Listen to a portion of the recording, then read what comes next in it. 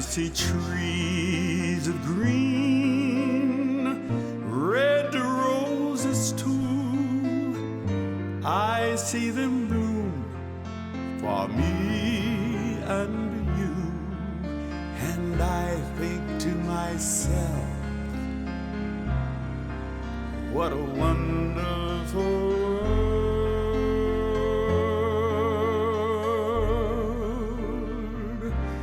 I see skies of blue. I decided that I wanted to go into the service so I could take advantage of the GI Bill. And when I went downtown to the recruiting station and noticed that there was a variety of services I could join, the Army, the Navy, the Marines, and whatnot. I was more impressed with the Marine Corps outfit, so I joined the Marines. What a wonderful world.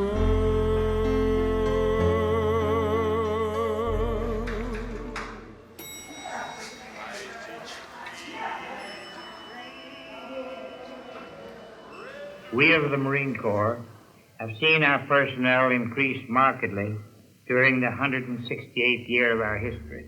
But no matter what our size may be. Prior to 1942, the Marine Corps was an all-white military.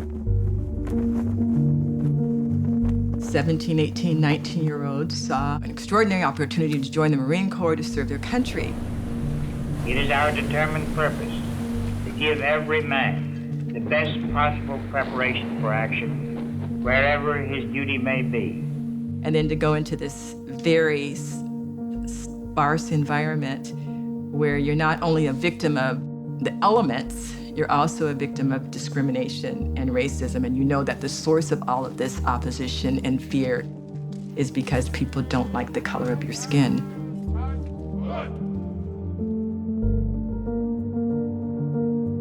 They went there and they had to build their own surroundings and make something out of nothing, basically.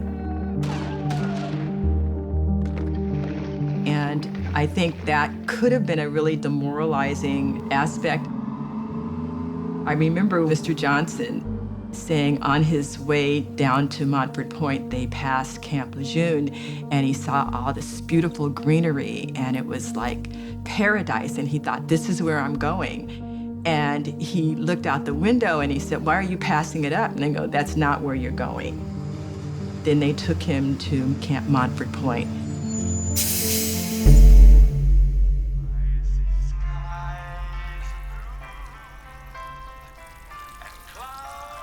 That was my first encounter with true segregation.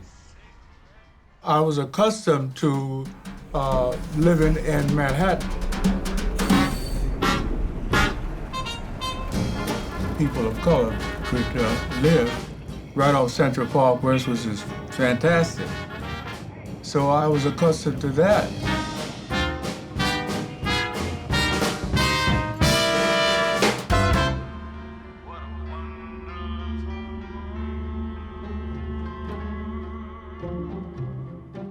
And when I arrived at North Carolina and seeing Camp Lejeune and then going to Montford Point, it was a shock to me, man. And I'd never been anywhere where there was just all blacks. You know, it was always mixed. We had Puerto Ricans, German, Jewish people and whatnot, so I was accustomed to that.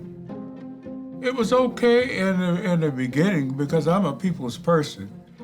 But when I began to learn that there was a dislike of people from the East, from a lot of the Southern Marines that were there, and I had problems with that, you know, and the drill instructors and whatnot, they gave me a hell of a way to go. As a matter of fact, Private Cousin, who was our drill instructor, one of them, I should say, when he learned that I was from New York, man, he would approach me and hit me in the solar plexus, you know, and call me all kinds of names and whatnot. the uniform. He said he had to keep thinking of, I'm going to have that sharp uniform. And that was his driving force that kept him going. But it was the disappointment of not having the same accommodations, the same respect, the same preparation as the white Marines. But they made it happen.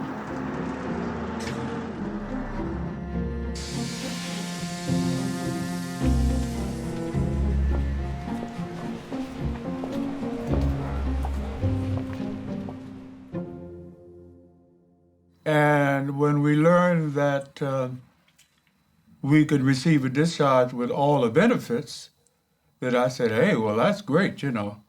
So I applied and I received the discharge. I went back to New York and then started singing.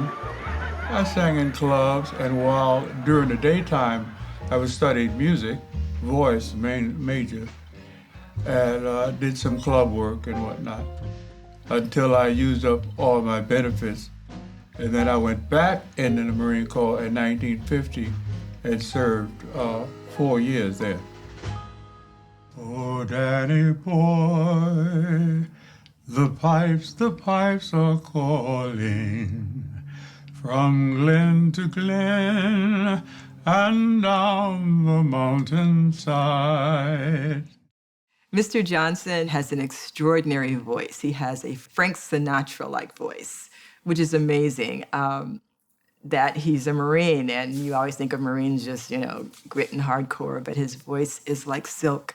On a wonderful day like today, I defy any clouds to appear in the sky, dare any raindrops to plop in my eye, on a wonderful day like today, and so on. His heart is just extraordinarily beautiful and melodic, and he has sang throughout his years at military organizations, at schools, and professionally. And it's hard to marry those two personalities, you know, the Marine and this wonderful, beautiful, angelic type voice that he has. But that's the power of the human being. And he is a very kind and gentle man, and I just think the world of him.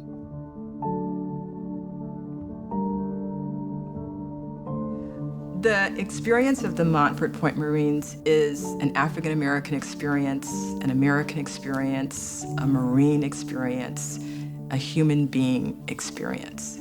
It is an experience of life. And we can't change history. We can't change what has happened or what people believe or how they acted. We only have control of ourselves.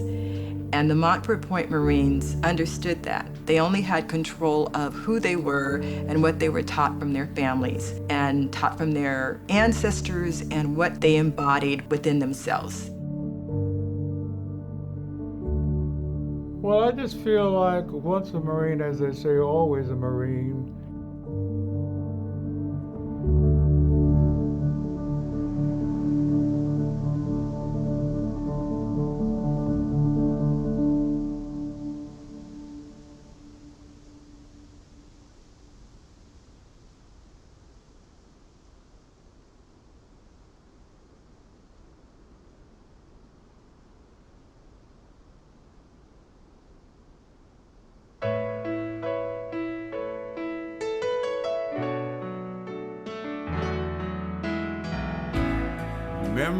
Memories light the corners of my mind. Misty watercolor memories for the way we were.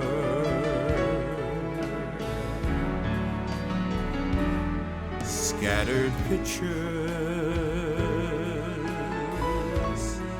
of the smiles we left behind.